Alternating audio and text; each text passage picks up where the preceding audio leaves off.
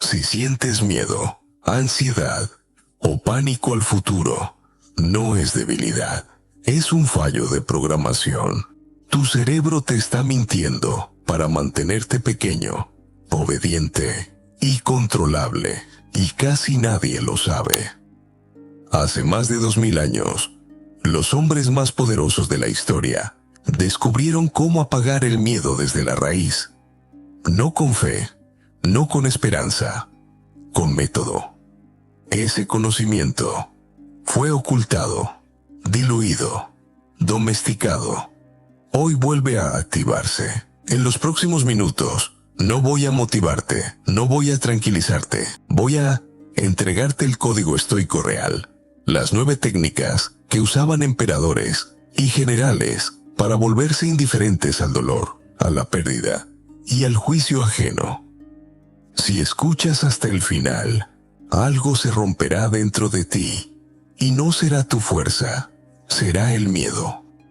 Escucha con atención, esto no es autoayuda, es invulnerabilidad. Capítulo 1. La autopsia del fantasma. El miedo que te paraliza no viene de lo que ocurre, viene de lo que te dices a ti mismo después. Imagina una habitación oscura. En el centro hay una sábana flotando, con forma humana. Desde lejos parece un espectro. Tu cuerpo se tensa, la respiración se acorta, el pulso se acelera. Pero cuando te acercas y enciendes la luz, descubres la verdad. No hay nada debajo, solo aire. El terror no estaba en la habitación, estaba en tu interpretación. Eso es el miedo, un fantasma narrativo. Desde pequeños nos enseñaron lo contrario. Nos dijeron que el miedo es una respuesta automática, que nace del peligro, que es inevitable. Una explicación cómoda, casi paternal. El sedante perfecto para no mirar más profundo. Pero los estoicos no hablaban así. Epicteto no estaba escribiendo frases bonitas, estaba dejando constancia de un fallo estructural en la mente humana. No son las cosas las que nos asustan, sino nuestra opinión sobre ellas. Piénsalo en algo cotidiano. Te llaman a una sala. La puerta se cierra, te dicen que ya no formas parte del equipo. El hecho bruto es simple y casi ridículo en su desnudez. Mañana no irás a la oficina. No más. No menos. Sin embargo, en cuestión de segundos tu mente levanta un escenario completo. Hambre, vergüenza, ruina, soledad, un puente frío por la noche. El miedo no nació cuando escuchaste las palabras. Nació cuando empezaste a narrarte el futuro. El miedo vive en la segunda frase. Si esto no fuera cierto, todos reaccionaríamos igual ante los mismos eventos. Pero no lo hacemos. 2 personas pierden el mismo trabajo. Una duerme tranquila esa noche. La otra no vuelve a dormir igual durante años. El hecho es idéntico. La narrativa no. Aquí es donde la autopsia empieza a ponerse incómoda. En el cerebro no existe un centro del miedo que se active por los eventos en sí. La amígdala, esa estructura que tanto se menciona, no es un botón rojo que salta solo. Recibe información procesada. Antes de que dispare la alarma, alguien ha interpretado lo que ocurre. Ese alguien eres tú. O, más exactamente, la voz que habla dentro de ti cuando nadie más está escuchando. Los estudios en neurociencia son claros en algo que rara vez se explica así. Entre el estímulo y la respuesta hay un espacio. Un intervalo diminuto pero decisivo. En ese espacio no hay miedo todavía. Hay datos, sonido, imagen, sensación corporal. El miedo aparece cuando esos datos se convierten en significado. Primero el hecho, después la historia, y solo entonces el terror. Este orden lo cambia todo, porque si el miedo fuera una reacción directa al mundo, no habría forma de desactivarlo. Sería como intentar apagar un reflejo. Pero si el miedo es una construcción, entonces puede desmontarse. No con fuerza, con precisión. Aquí entra el primer hack: separar el hecho bruto de la narrativa de terror. No como ejercicio intelectual, sino como cirugía mental. Fría, metódica, sin compasión por la historia que te cuentas. Cuando dices, Estoy solo, ¿qué es el hecho real? Aire entrando y saliendo de tus pulmones. Un cuerpo en una habitación, un sistema nervioso funcionando. Todo lo demás es interpretación, proyección, futuro imaginado. El miedo no está en la soledad. Está en lo que crees que la soledad dice sobre ti. Los estoicos sabían algo que hoy incomoda al sistema moderno. El miedo es útil para gobernar. Un individuo que confunde hechos con narrativas es predecible, manipulable, fácil de empujar sin tocarlo. Basta con sugerir una historia y el cuerpo obedecerá como si fuera real. Por eso, esta distinción rara vez se enseña con crudeza. Se suaviza, se diluye, se convierte en frase motivacional. Porque una persona que sabe separar el hecho del relato empieza a volverse peligrosa. No reacciona como se espera. No entra en pánico cuando debería. No se quiebra cuando el guión social lo exige. Hay un ejercicio antiguo, casi ritual. Escribes una palabra que te asusta. Fracaso, rechazo, soledad.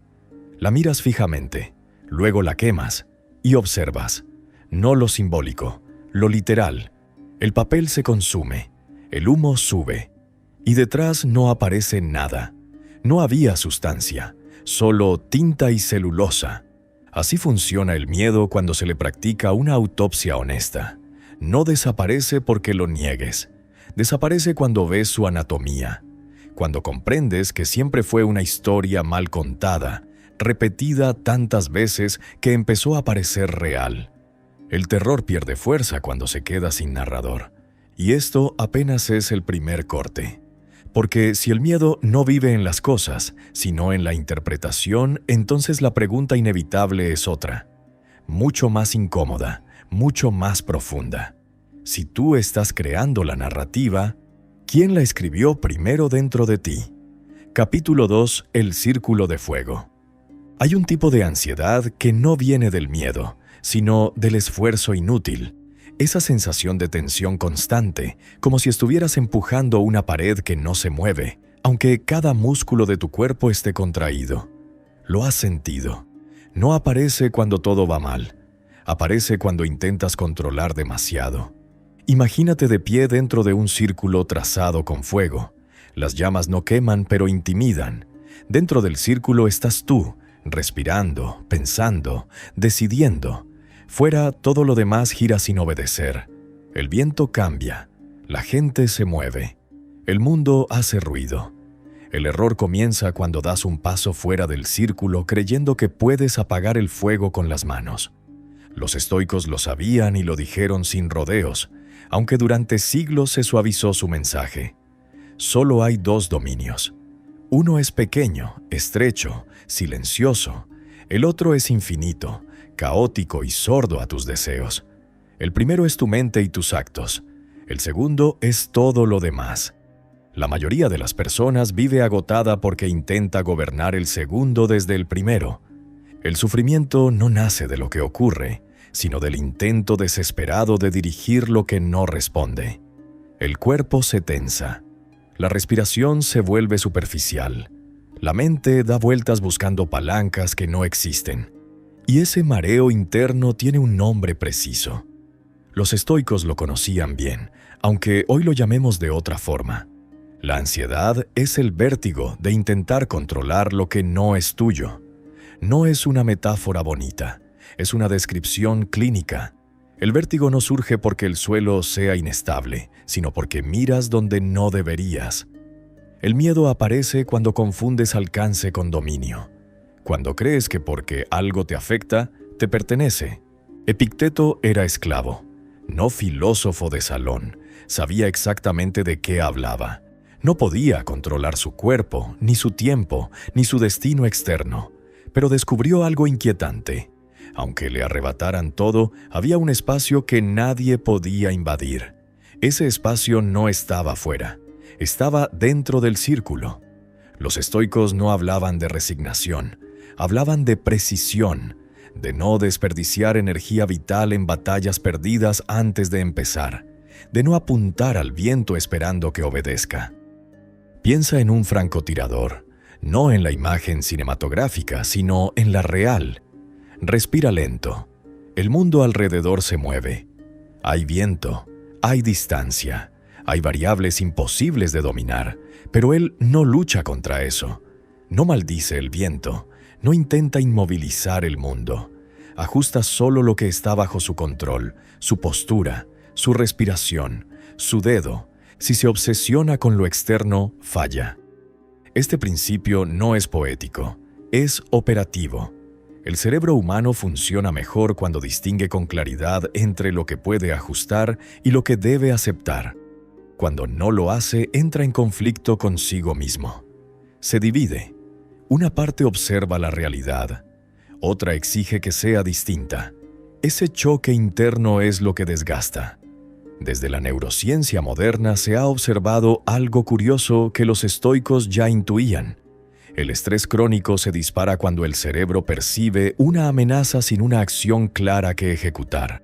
El sistema se queda encendido, girando en vacío. Exactamente lo que ocurre cuando intentas controlar lo incontrolable. El cuerpo no está diseñado para la impotencia activa. Por eso, la dicotomía del control no es una idea filosófica, es una frontera biológica.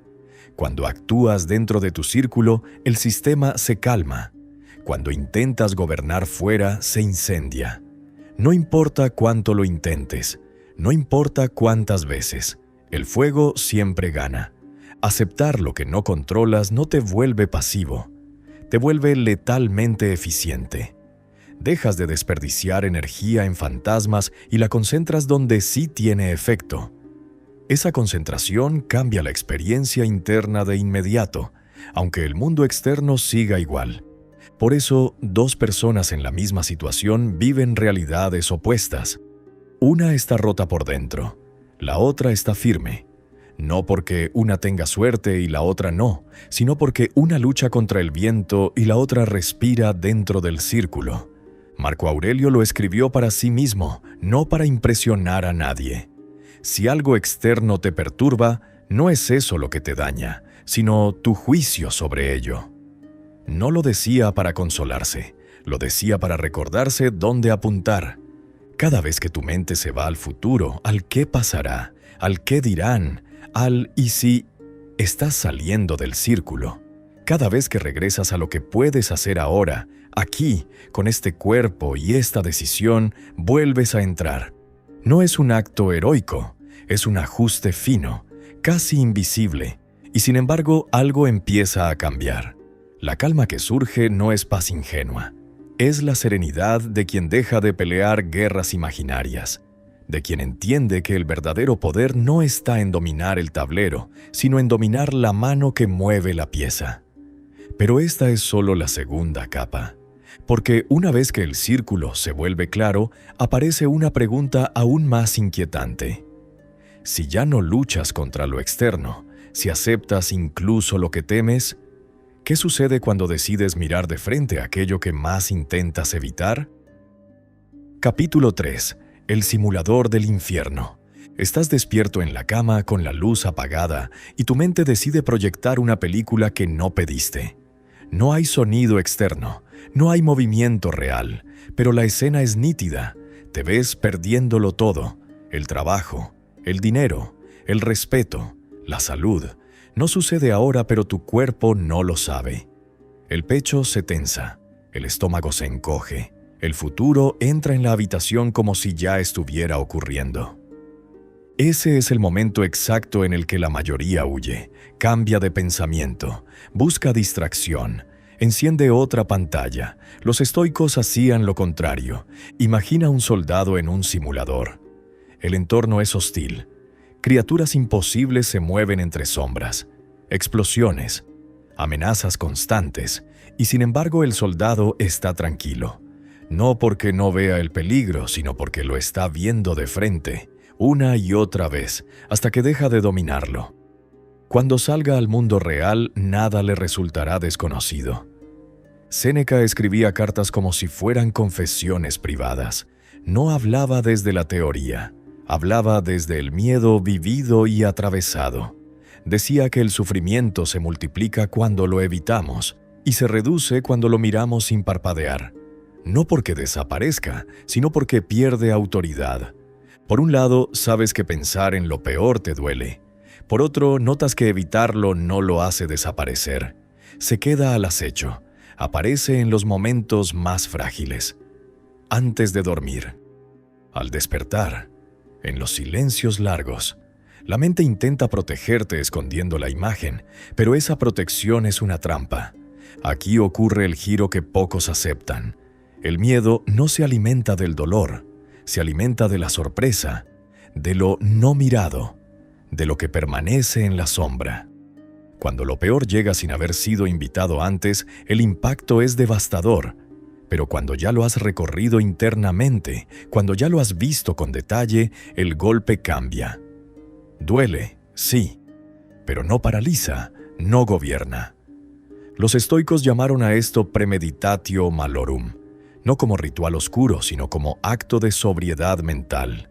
Visualizar la pérdida no para sufrirla 2 veces, sino para quitarle el aura sagrada, para devolverla a su tamaño real. La mente, cuando imagina, exagera. Cuando observa con calma, reduce. Piénsalo así. El cerebro reacciona con más intensidad a lo desconocido que a lo doloroso. No es el daño lo que dispara la alarma, es la incertidumbre. Por eso los ruidos en la noche asustan más que los golpes visibles. Por eso el futuro duele más que el presente. Al traer el peor escenario a la luz, algo inesperado ocurre. La imagen se repite, los detalles se vuelven familiares, el cuerpo aprende que puede permanecer allí sin romperse. La amígdala, ese detector primitivo, empieza a entender que no hay ataque inmediato, que no hay urgencia, que no todo pensamiento es una amenaza. No es magia, es habituación, es el mismo principio por el que un ruido constante deja de percibirse. La mente se adapta cuando no se le miente. Séneca advertía que quien no se prepara para la pérdida vive como si tuviera un contrato eterno con la fortuna. Y cuando ese contrato se rompe, la caída es doble. Primero pierdes lo externo, luego pierdes el equilibrio interno.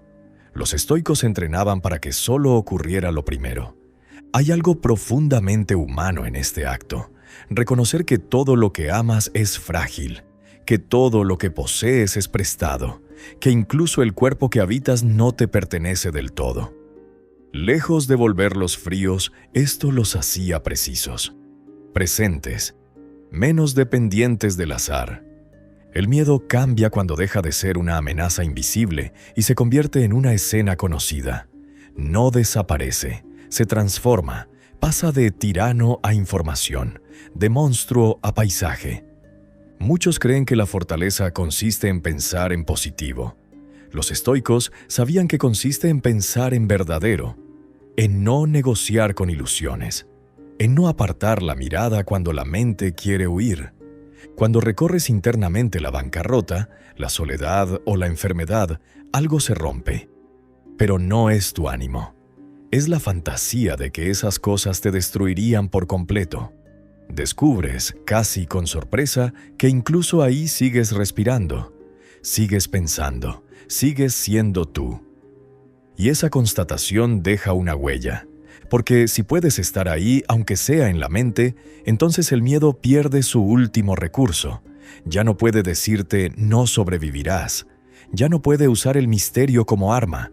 Has sido visto, has sido nombrado, has sido atravesado. Pero esta práctica, tan antigua como incómoda, abre una puerta que pocos esperan. Si mirar lo peor te vuelve más estable, más sobrio, más libre. Entonces la pregunta inevitable no es qué temes perder, sino qué pasaría si dejaras de huir por completo. Y esa pregunta no se responde con palabras. Nos lleva directamente al territorio donde el dolor deja de ser enemigo y empieza a cumplir otra función. Capítulo 4. La disección del monstruo. Cuando miras el miedo de frente y lo reduces a lo que realmente es, pierde casi toda su fuerza. Imagina a un niño que observa una sombra enorme proyectada en la pared. La figura parece un monstruo con garras. El cuerpo del niño se tensa. El corazón se acelera. pero cuando encienden la luz, la sombra se encoge hasta convertirse en una chaqueta colgada en una silla. Nada ha cambiado en la habitación, solo la forma de mirar. Los estoicos entrenaban esa luz. No combatían al monstruo, lo desnudaban, le quitaban el disfraz, lo reducían a materia ordinaria, porque sabían algo que rara vez se dice con claridad. El terror necesita simbolismo para sobrevivir.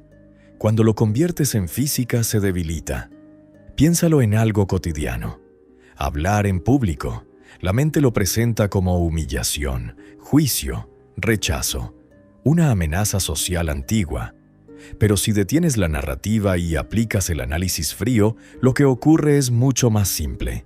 Un cuerpo erguido, aire saliendo de los pulmones, cuerdas vocales vibrando, sonidos articulados, otros cuerpos sentados, escuchando o no, mamíferos sobre sillas, nada más.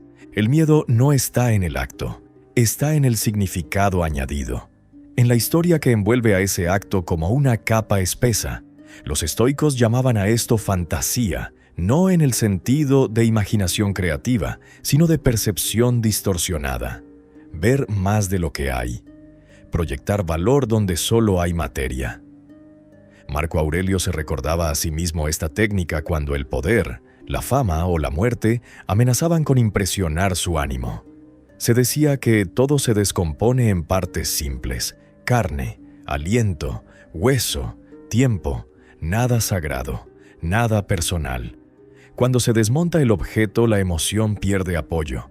Parte de ti se resiste a esta reducción, quiere que el miedo sea importante, profundo, casi noble. Porque si no lo es, entonces has estado sufriendo por algo muy pequeño, y esa idea incomoda. Pero observa lo que ocurre cuando aplicas la disección. Tienes miedo al rechazo. ¿Qué es rechazo en términos físicos? Una persona que no responde, un rostro sin expresión, un silencio, vibraciones de aire que no llegan. Eso es todo. El resto es interpretación. El monstruo se alimenta de palabras grandes. Cuando se las quitas, se queda desnudo. La psicología moderna confirma algo que los estoicos intuían sin escáneres ni laboratorios. El cerebro reacciona con más intensidad a los significados abstractos que a los estímulos sensoriales simples. Humillación activa más estrés que sonido de voz en una sala. El sistema nervioso se altera por la etiqueta, no por el hecho. Cuando nombras algo de forma grandiosa, el cuerpo responde como si fuera una amenaza existencial. Cuando lo describes de forma neutra, casi aburrida, el sistema se relaja. No porque el evento desaparezca, sino porque deja de parecer un ataque a tu identidad. Este es el verdadero análisis objetivo. No negar lo que ocurre, sino quitarle el maquillaje. Los estoicos no decían «no pasa nada». Decían «mira exactamente lo que pasa». Sin adjetivos, sin dramatismo, sin añadidos emocionales, solo descripción.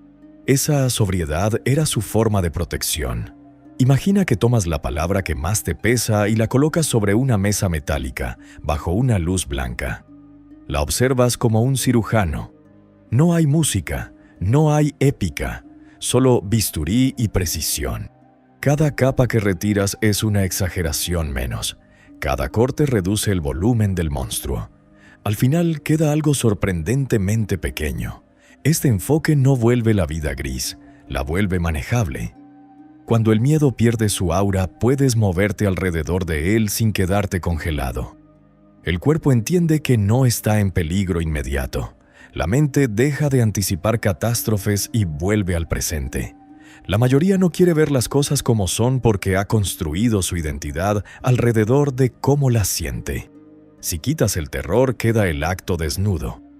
Y entonces surge una pregunta silenciosa. Si esto era todo, ¿por qué me detenía? Epicteto insistía en separar los juicios de los hechos, no porque fuera un ejercicio moral, sino porque sabía que confundirlos era la raíz del sufrimiento innecesario. El juicio infla, el hecho limita, uno esclaviza, el otro libera. Cuando reduces un evento a su descripción física, algo se desplaza por dentro. El miedo no desaparece del todo, pero se vuelve torpe. Pierde elegancia. Ya no sabe dónde agarrarse. Has cambiado el terreno de juego, y sin embargo, este capítulo no cierra aquí. Porque una vez que has diseccionado el monstruo y has visto que no era más que materia y ruido, aparece un nuevo umbral. Si lo que temías no era tan grande, si lo que evitabas no tenía colmillos reales, entonces la siguiente pregunta es inevitable. ¿Qué sucede cuando decides exponerte voluntariamente a aquello que ya no puede impresionarte? Capítulo 5. El arte de la incomodidad voluntaria. Hay una incomodidad que no duele en el cuerpo, pero debilita por dentro. Es sutil. Se instala cuando todo es fácil, cuando nada exige resistencia, cuando el día transcurre sin fricción. La reconoces porque, aunque estés cómodo, algo en ti se vuelve más frágil. Imagina una espada antigua olvidada en una vitrina. Brilla, está intacta, pero nunca ha tocado el combate. El metal no ha sido probado por el frío, ni por el peso, ni por el impacto. A simple vista parece fuerte. En el momento real se quiebra. Así ocurre con la mente que solo conoce comodidad. Los estoicos entendieron esta paradoja antes de que tuviera nombre. Sabían que el exceso de confort no protege, debilita. Que la ausencia de incomodidad no elimina el dolor futuro, solo lo vuelve insoportable cuando llega. Por eso practicaban algo que hoy resulta incómodo incluso de escuchar. Elegían la dificultad cuando no era necesaria, no como castigo, no como demostración, como entrenamiento silencioso, como quien se expone al frío para recordar que el calor no es un derecho garantizado, como quien reduce el alimento para comprobar que el cuerpo no se derrumba por sentir hambre. El dolor que temes no es tan peligroso como la sorpresa del dolor. No es la incomodidad lo que rompe, es la falta de familiaridad con ella. El cuerpo y la mente no colapsan por el esfuerzo, colapsan por la novedad abrupta. Séneca lo escribió con una claridad inquietante. Decía que el hombre que nunca ha probado la escasez tiembla ante la mínima amenaza. No porque sea débil, sino porque no tiene memoria interna de resistencia. Nunca ha estado allí. No sabe cómo se siente sobrevivir. Cuando eliges una incomodidad pequeña y controlada, algo cambia sin hacer ruido. El sistema nervioso registra la experiencia. Frío, hambre, suelo duro, sensaciones simples, antiguas. El cuerpo protesta al principio, luego se adapta. Y en esa adaptación se graba un mensaje profundo, no verbal. Esto no me mata. La psicología moderna lo observa desde otro ángulo, pero el patrón es el mismo. El cerebro aprende por exposición, no por discursos, no por promesas. Aprende cuando atraviesa la experiencia y descubre que sigue funcionando. Cada vez que sobrevives a una incomodidad, la alarma futura pierde intensidad. Los estoicos no buscaban sufrir, buscaban inmunidad. Marco Aurelio dormía en superficies duras a veces, aún siendo emperador, no porque despreciara el lujo, sino porque no quería depender de él. Epicteto recomendaba ensayar la pobreza para que no pareciera una tragedia si llegaba. No hablaban de heroísmo, hablaban de libertad interna. Parte de ti entiende esto, otra parte se resiste. Dice que no es necesario, que ya hay suficiente dificultad en la vida. Y tiene razón, pero solo a medias. La dificultad no elegida llega desordenada, golpea donde quiere. La incomodidad voluntaria, en cambio, llega bajo tus términos. Esa diferencia lo cambia todo. Cuando eliges incomodarte, no pierdes control. Lo recuperas, decides cuándo, cómo y cuánto. El cuerpo aprende que el malestar no siempre es una amenaza, a veces es un entrenamiento. La mente deja de huir automáticamente. Observa, resiste, permanece. Esto crea una extraña calma. No la calma del placer, sino la de la solidez, como un edificio que ha soportado tormentas y ya no cruje con el viento. Algo se asienta por dentro, una confianza silenciosa que no necesita palabras. No se trata de volverte duro por fuera, sino estable por dentro, de no depender de condiciones perfectas para estar en equilibrio. El estoico no busca el dolor, pero tampoco le teme.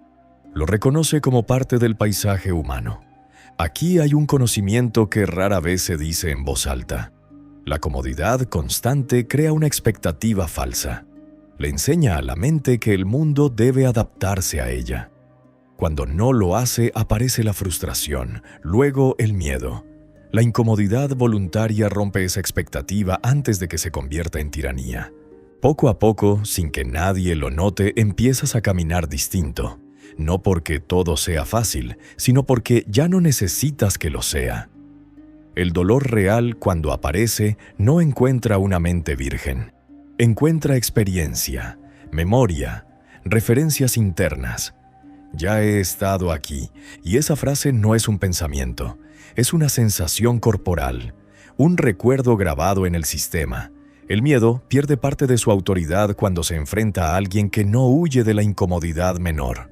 Pero esta capa tampoco es el final, porque cuando descubres que puedes convivir con el frío, con el hambre, con la dureza, surge una pregunta más profunda y más inquietante.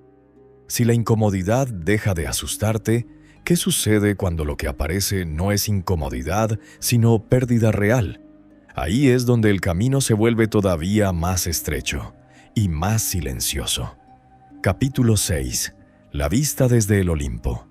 Estás en una habitación conocida, quizá demasiado conocida. El mismo techo, las mismas paredes, el mismo pensamiento girando en círculos. Alguien dijo algo, alguien podría pensar algo. Una decisión pequeña parece enorme. El pecho se cierra. La mente ensaya escenarios donde tú quedas expuesto, juzgado, reducido. Todo ocurre en silencio, pero pesa como si fuera real. Ese nudo interno que no viene del peligro físico, sino de la mirada ajena, del qué dirán, del temor a perder un lugar invisible en la mente de otros. No duele en el cuerpo, pero gobierna los movimientos. Condiciona palabras, retrasa acciones. Entonces ocurre algo extraño. Sin previo aviso, la escena empieza a alejarse. Primero ves el edificio desde arriba. El techo se vuelve pequeño. Las habitaciones se ordenan como celdas silenciosas. Tu cuerpo ya no ocupa el centro. Luego la calle, las luces, el tráfico. Personas moviéndose con sus propias urgencias, cada una convencida de ser el eje de algo importante. Un poco más lejos, la ciudad completa. Un entramado de puntos brillantes sobre la oscuridad. Millones de historias simultáneas, ninguna consciente de la otra. Tu miedo sigue ahí, pero ahora es difícil localizarlo. Te elevas más.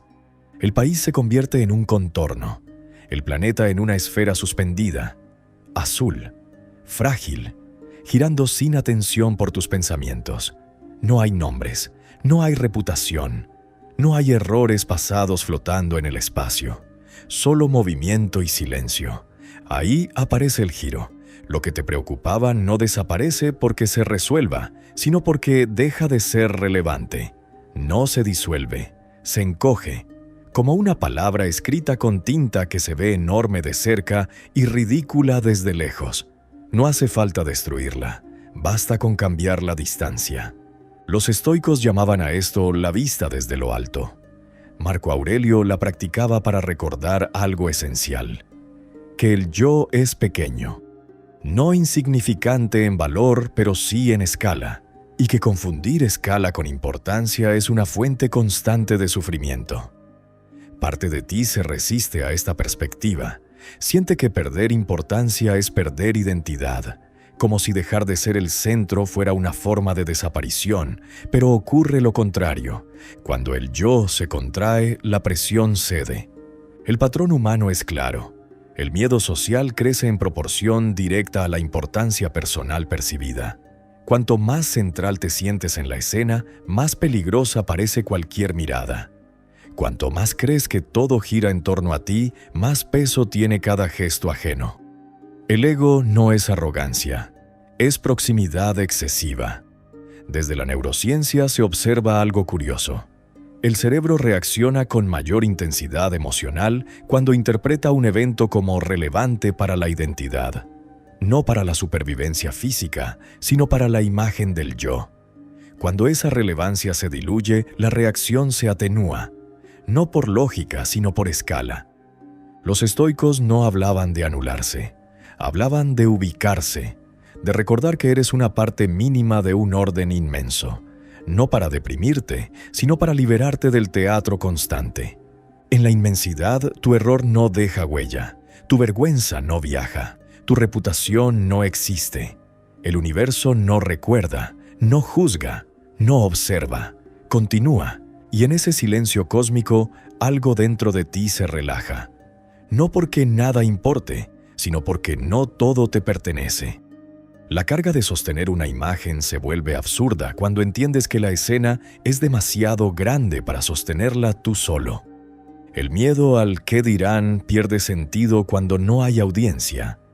Este cambio no es intelectual, es visceral, una sensación de alivio que aparece cuando el yo deja de inflarse, como soltar un objeto pesado que llevabas sin darte cuenta. El cuerpo respira más hondo. Los pensamientos se espacian, el ruido baja. El miedo no nace del mundo, nace de la autoimportancia. Cuando el yo se coloca en el centro del universo, todo lo que ocurre parece una amenaza directa. Cuando el yo vuelve a su tamaño real, el mundo recupera proporción. Los estoicos entrenaban esta perspectiva para no perderse en el drama diario, para no confundir la anécdota con el destino, para recordar que incluso los emperadores son puntos pasajeros en una corriente inmensa. Desde lo alto, la vida no se ve como una prueba personal, sino como un fenómeno en movimiento. Y tú, dentro de ella, sigues siendo responsable de tus actos, pero ya no esclavo de la mirada. El miedo no se combate, se diluye. Pero esta vista tiene un efecto secundario inesperado. Cuando dejas de tomarte como el centro, cuando aceptas tu pequeñez en el orden total, surge una pregunta más profunda. Si nada gira alrededor de ti, si el juicio ajeno es irrelevante a gran escala, ¿qué queda cuando el ego se calla? La respuesta no está en el cielo, está más cerca de lo que imaginas. Capítulo 7. La fortaleza interior. Nada de lo que ocurre fuera puede tocarte sin tu consentimiento. Esa es la consecuencia final. No como una idea reconfortante, sino como un hecho incómodo que muy pocos aceptan de verdad. El mundo puede gritar, empujar, herir, perderse en el caos, pero hay un lugar donde todo eso llega amortiguado, distorsionado, casi irrelevante. Ese lugar no se construye fuera, ya existe dentro. Marco Aurelio lo imaginaba como una ciudadela, muros gruesos, puertas cerradas, un núcleo inaccesible incluso en medio de la guerra. No una torre desde la que dominar, sino un refugio desde el que no ser dominado. Una fortaleza interior donde el ruido no entra, donde las flechas no atraviesan, donde el fuego externo no prende. No es huida, es soberanía. Piensa en una escena sencilla. El día se tuerce, un mensaje que no llega, una palabra mal dicha, un gesto que interpretas como rechazo. El cuerpo reacciona antes que la razón, tensión en el cuello. El estómago se cierra, la mente empieza a fabricar historias, no sobre lo que pasó, sino sobre lo que significa. Ahí es donde la mayoría cae, no por el golpe, sino por la interpretación. Pero hay otra posibilidad. En el mismo instante en que todo parece invadirte, algo se repliega. No hacia el miedo, sino hacia adentro.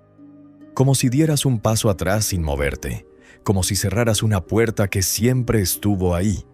El exterior sigue igual, pero tú ya no estás expuesto de la misma manera. El impacto llega, pero no se propaga. Los estoicos entendieron algo esencial sobre la mente humana. El dolor físico es real, pero limitado. El sufrimiento mental es opcional y expansivo. No porque seas débil, sino porque la mente amplifica lo que toca cuando no tiene refugio. Cuando no hay un centro estable, cualquier estímulo se vuelve una invasión. Aquí aparece el concepto que Marcus repetía como un recordatorio íntimo. Refúgiate en ti mismo, no en distracciones, no en negaciones, en ti, en ese espacio donde tus juicios se suspenden y solo queda lo que es. Ese lugar no necesita silencio externo. Funciona incluso en medio del ruido. Desde la psicología moderna se observa un fenómeno paralelo. El cerebro responde de forma diferente cuando una persona activa un marco interno estable. Ciertas regiones asociadas a la amenaza disminuyen su actividad cuando el significado del estímulo cambia. No cambia el evento, cambia la puerta por la que entra. Lo sorprendente es que no se necesita una narrativa compleja. A veces basta una sola frase, no como repetición mecánica, sino como ancla, una forma de recordarle a la mente quién gobierna, no para convencerla, sino para detenerla.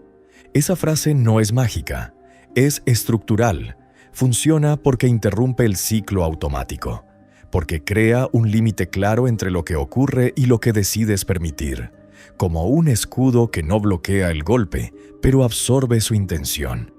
El error común es pensar que la fortaleza es frialdad. No lo es. Dentro de la ciudadela hay sensibilidad, pero no caos. Emoción, pero no descontrol. El mundo sigue siendo sentido, pero ya no es obedecido sin filtro. El cuerpo puede doler. La mente no tiene por qué sangrar. Parte de ti cree que retirarte es rendirte, que protegerte es perder intensidad, pero observa con atención. ¿Quién resiste más, el que se expone a todo o el que elige qué dejar pasar? ¿Quién se quiebra antes, el que no tiene muros o el que sabe cerrarlos? Marco Aurelio gobernaba un imperio y aún así escribía para recordarse que nadie podía herir su mente sin permiso. No porque fuera invulnerable, sino porque entendía dónde terminaba el control externo. La fortaleza no elimina la batalla, define dónde se libra. Neurobiológicamente, esta retirada interior tiene un efecto concreto. Al reducir la identificación inmediata con el estímulo, el sistema nervioso recupera margen. Se activa la parte que observa en lugar de reaccionar. No es supresión, es distancia. Y en esa distancia aparece algo inesperado. Claridad.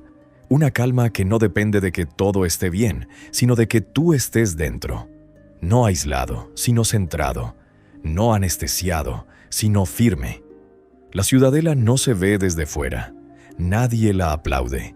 Nadie la valida.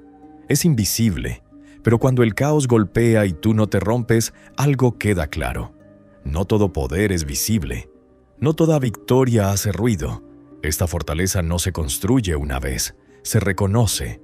Siempre estuvo ahí, esperando que dejaras de buscar refugio en lugares que no podían protegerte. El mundo seguirá siendo impredecible. Eso no cambia. Lo que cambia es desde dónde lo enfrentas. Y cuando entiendes que puedes retirarte a ese núcleo en cualquier momento, surge una pregunta inevitable. Si ya no pueden tocarte sin permiso, ¿qué parte de ti sigue creyendo que necesita defenderse? Capítulo 8. El tiempo prestado. Hay un momento casi imperceptible en el que sientes que el tiempo no avanza contigo, sino a pesar de ti. No es miedo todavía, es una inquietud silenciosa, una sensación de que algo se está yendo mientras miras hacia otro lado, como cuando entras en una habitación y sabes que olvidaste algo importante, pero no recuerdas qué. Tu mente vive como si todo fuera provisional, pero infinito, como si mañana estuviera garantizado. Como si el reloj fuese un objeto decorativo y no una cuchilla que cae sin hacer ruido. No lo notas porque cae despacio. Pero cae, siempre cae. Imagina tu vida como una fila de velas encendidas detrás de ti. Cada día que recuerdas es una vela apagada. No vuelve a prender. No importa cuánto la mires, el calor que dio ya se fue. Sin embargo, delante de ti no hay una fila infinita de llamas. Hay pocas, menos de las que crees, y algunas ya están temblando. Aquí aparece la primera grieta en la ilusión. La muerte no está al final, está detrás. Todo lo que ya viviste ya murió. Esa conversación terminó. Ese año se extinguió. Esa versión de ti ya no existe. Has sobrevivido a miles de pequeñas muertes y aún así actúas como si la grande fuera la única que importa. Los estoicos no hablaban de la muerte para entristecerse, sino para despertarse. Memento mori no era una amenaza, era un ancla. Un recordatorio brutal de que el tiempo no es un recurso renovable. No es tuyo, te fue prestado sin contrato y sin aviso de devolución. No es la muerte lo que paraliza, es el olvido de ella. Cuando la muerte se vuelve abstracta, el miedo crece. Cuando se vuelve presente, el miedo se reorganiza, se vuelve más pequeño, más concreto, más manejable. Desde la mente humana ocurre algo curioso. Cuando creemos que hay tiempo de sobra, postergamos lo esencial y nos refugiamos en lo cómodo.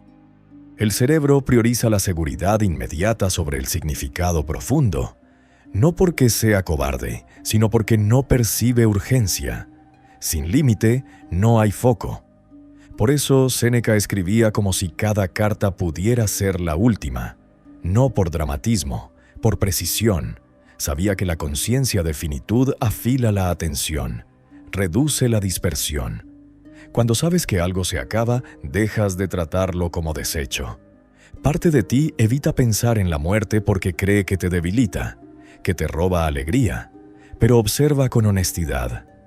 ¿Qué te ha robado más? ¿Recordar que el tiempo es finito o vivir como si no importara? Hay una guillotina invisible suspendida sobre cada día. No desciende de golpe, baja milímetros, tan despacio que parece quieta, pero si miras atrás, notas la diferencia. El filo está más cerca, no para amenazarte, para aclararte. Cuando aceptas esto, algo cambia de tono. Las pequeñas humillaciones pierden peso, las dudas se vuelven menos ruidosas. El qué dirán se diluye. No porque seas valiente, sino porque estás ocupado viviendo con intención. El miedo necesita tiempo para crecer, y tú ya no se lo regalas. La neurociencia moderna observa que cuando una persona internaliza la finitud, ciertas áreas asociadas a la rumiación disminuyen su actividad.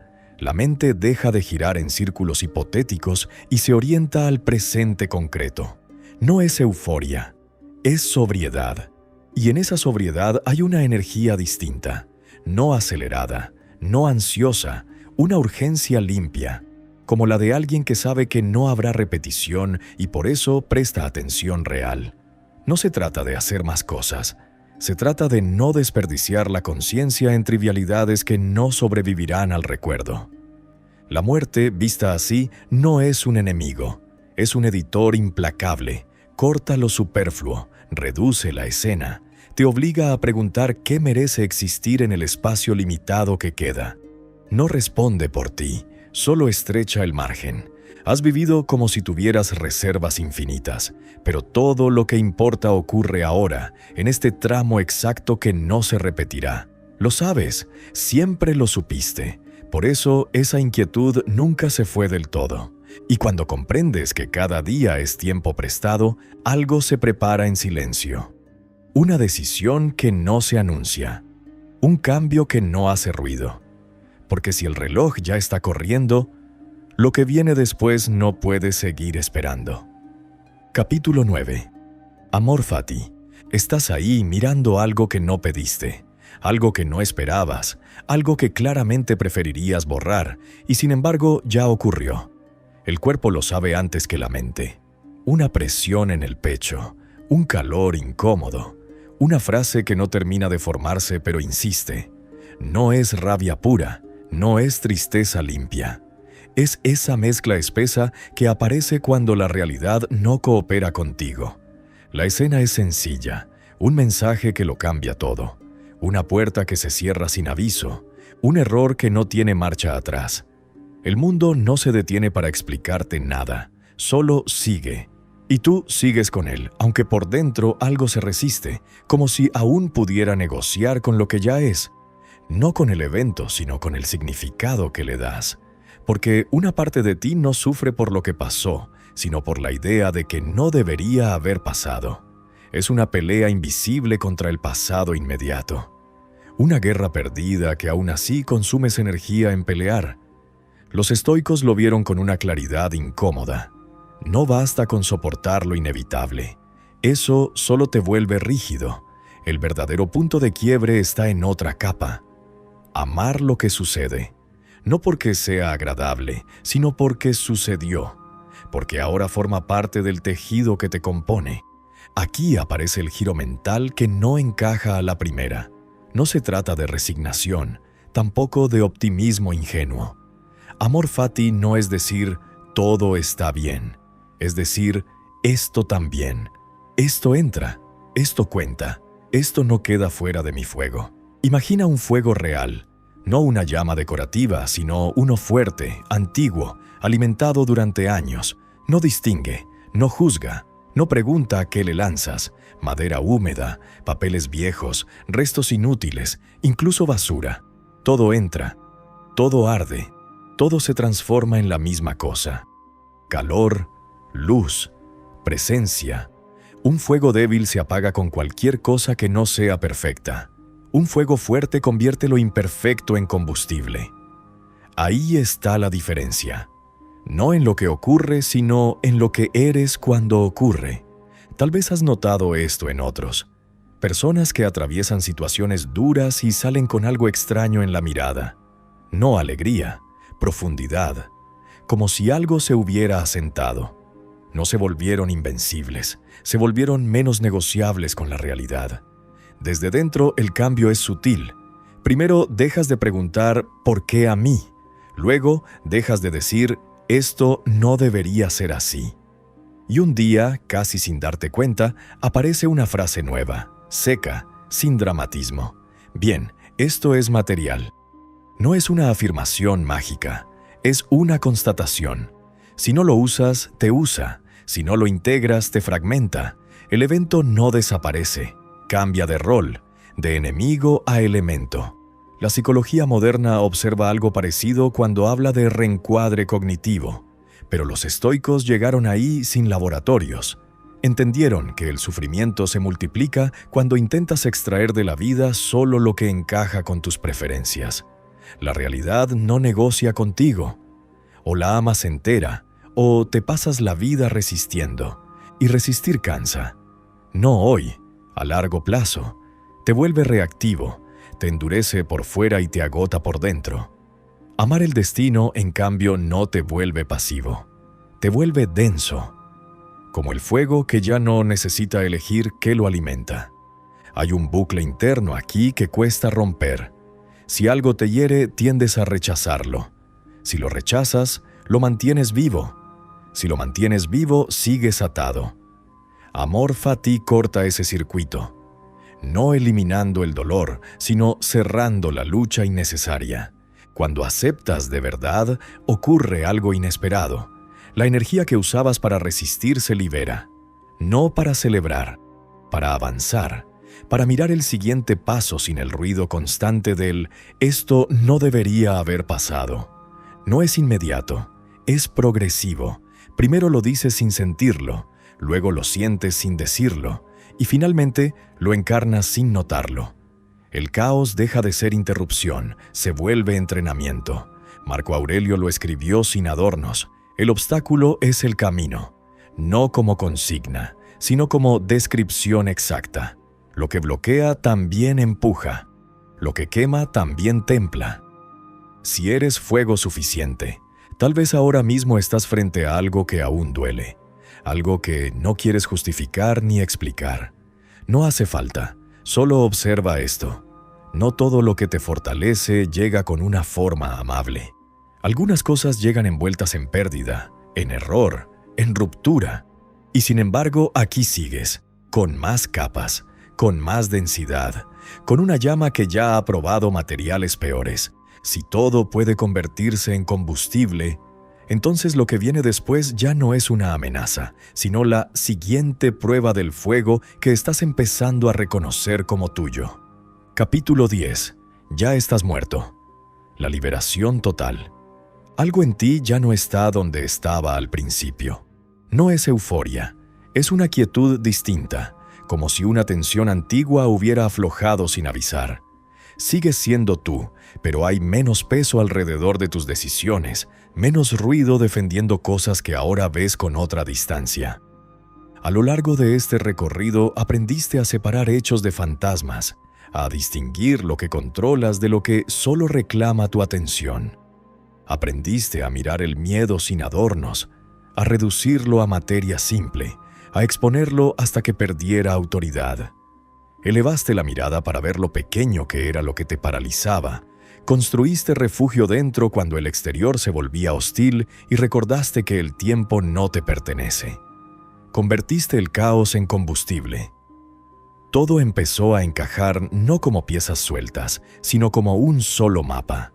Ese mapa apunta a una verdad final, incómoda y liberadora a la vez. La protección constante es la raíz del miedo. Proteges tu cuerpo como si fuera eterno. Proteges tu dinero como si te definiera.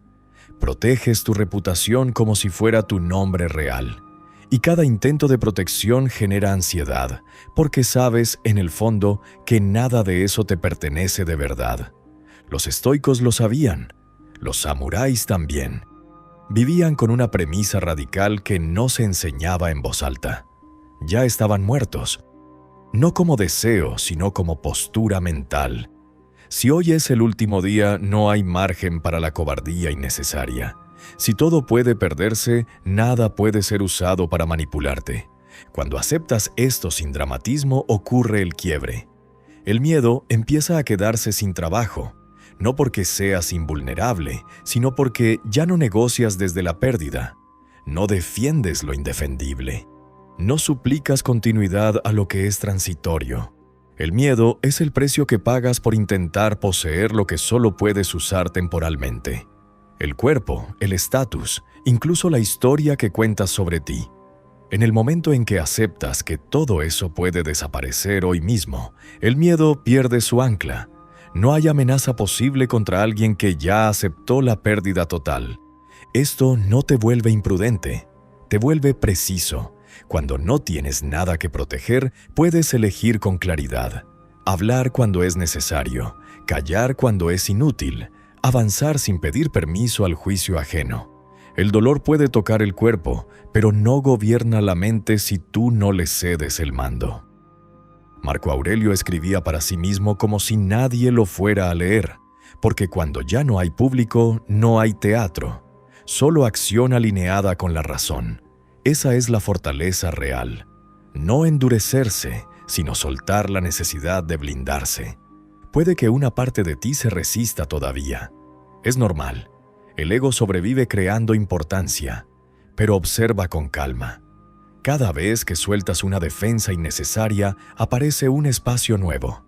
Más silencio, más foco, menos miedo al ridículo, al error, a la pérdida. No porque no duelan, sino porque ya no deciden por ti. Este entendimiento no llega de una vez, se asienta por capas. La primera vez incomoda, la segunda aclara, la tercera transforma la manera en que interpretas lo cotidiano. Un comentario, una pérdida menor, un giro inesperado. Cosas que antes te desarmaban ahora solo informan. Y en ese punto ocurre algo silencioso. Te vuelves peligroso en el sentido más estoico de la palabra. No porque ataques, sino porque no pueden empujarte con amenazas. No pueden comprarte con promesas vacías. No pueden gobernarte con el miedo a perder. Nada puede herir de verdad a quien no intenta poseer lo que es prestado. Si estas ideas resuenan ahora, no es casualidad. No se agotan en una escucha. Se revelan de nuevo cuando las circunstancias cambian.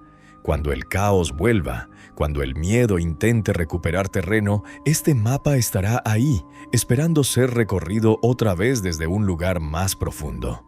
Porque si ya estás muerto a la ilusión de control absoluto, lo que queda no es vacío, es libertad.